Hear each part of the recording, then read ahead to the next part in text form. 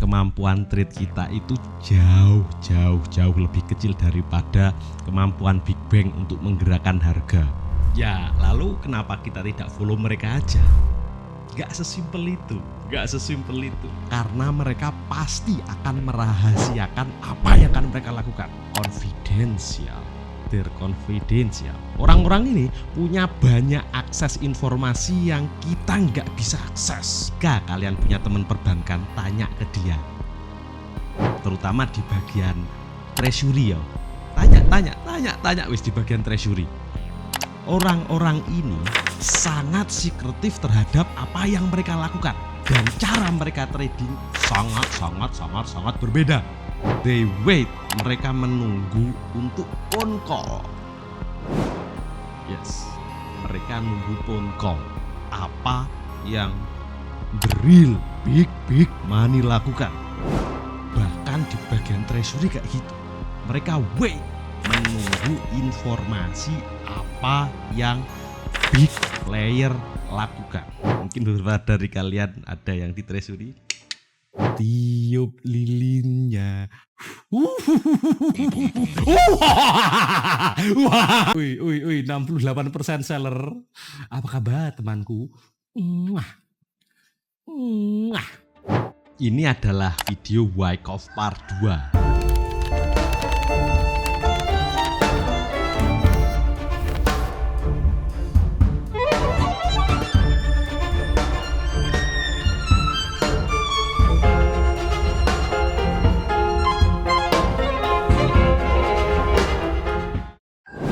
Kita nggak akan copy langsung plek Wyckoff, kagak. Cuman yang kita pahami adalah ide di belakang analisa Wyckoff itu. Wyckoff ya, tonton video sing yang lalu part 1. Dia mencoba membaca pergerakan big player hanya dari chart. Asik kan kalau kita bisa baca itu. Aku recap lagi. Ada 4 cycle, aku permudah bahasanya. Akumulasi, lalu tren naik, distribusi, tren turun. Simple. Siapa yang akumulasi? Siapa yang distribusi? Mereka. Apa idenya? Ketika mereka akumulasi, kita akan cari buy. Ketika mereka distribusi, kita akan cari sell. Simple. Oke, kita akan ke skematiknya ya. Skematik ini, harga tentu turun, lalu sideways somehow. Nah, yang bawah dari sini, dari gambar ini kita tahu bahwa ini adalah akumulasi. Ini tren turun. Istilahnya markdown, cuman kita tren turun gitu aja. Ini tren naik. Sebelum tren naik pasti ada akumulasi. Cuman kampretnya Wyckoff ini lebih mudah dibaca jika sudah terjadi. Wah. Ya, seperti buku-buku teori kan kayak begitu. Sebelum kita bisa mengenali ini sebelum terjadi, alangkah baiknya kita mengenal 4 buah pattern. Wis to, tadul PA, manut wae. Yang pertama adalah klimaks, serut. Jadi langsung ke bawah, kayak nge-reject something gitu loh. Nge-reject ke bawah. Tanpa membuat sideways yang ada di sini. Jadi kayak nge-reject cruk gitu.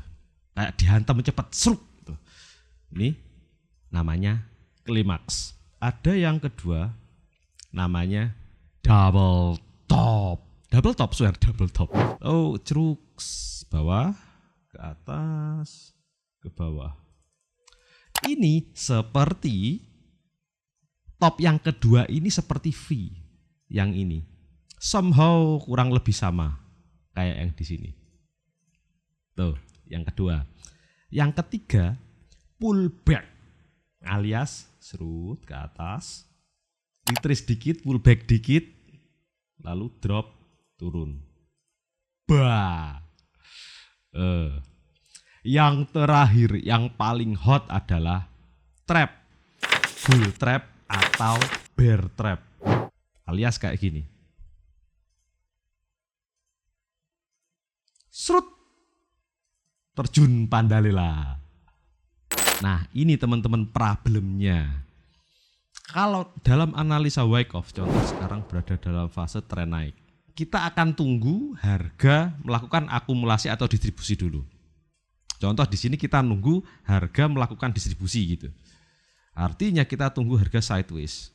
Nah, problemnya kita tidak tahu ini akan jadi distribusi atau hanya reakumulasi lagi.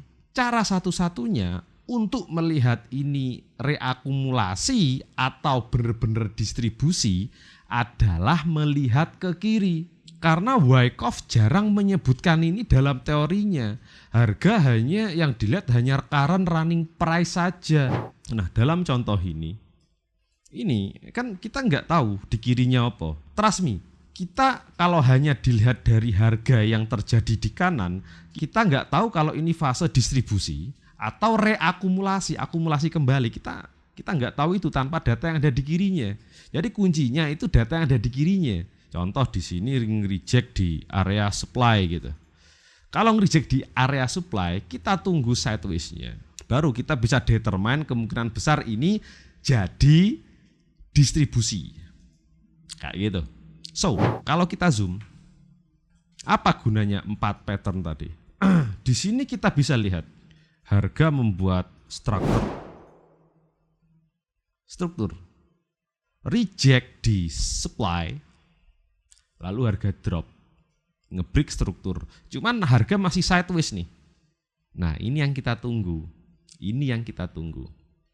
Ketika harga membentuk V kayak gini, berarti itu hanyalah sinyal rejection, teman-teman. Ingat, V itu sinyal rejection saja.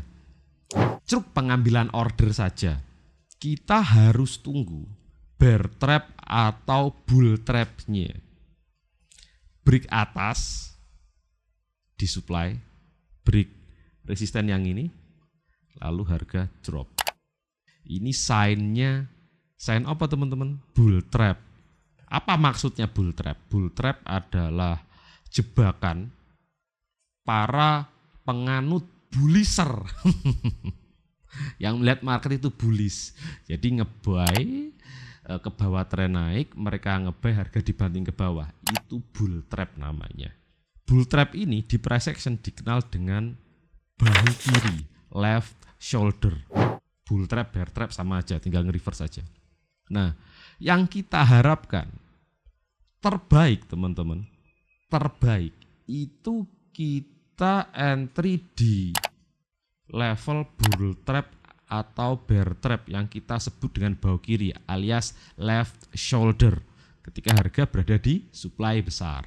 So, jadi pattern yang tadi kan ada 4 pattern kan. 1, klimaks, yang kedua double top, yang ketiga ada pullback, yang keempat ada serut. Nah, kayak gini. Ada trap, bull trap, bear trap gitu. Oke, kita comeback ke sini. Bear trap telah terjadi. Sign-nya kita tunggu retracement ke sini.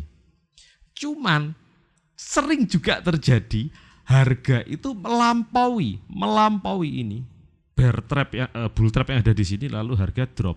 Price action signal itu terjadi di sini. Sinyal sell itu terjadi di sini. Ketika struktur ini di broken dan belum menyentuh struktur berikutnya alias demand berikutnya.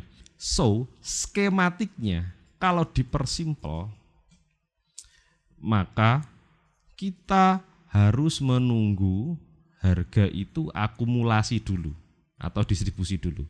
Kalau kita mau cari sell, kita harus tunggu sideways di supply atau demand di kirinya. Kita nggak bisa alone running price yang kanan saja. Kita nggak bisa sendirian di situ. Terus yang kedua, kita tunggu ada uptrust terjadi.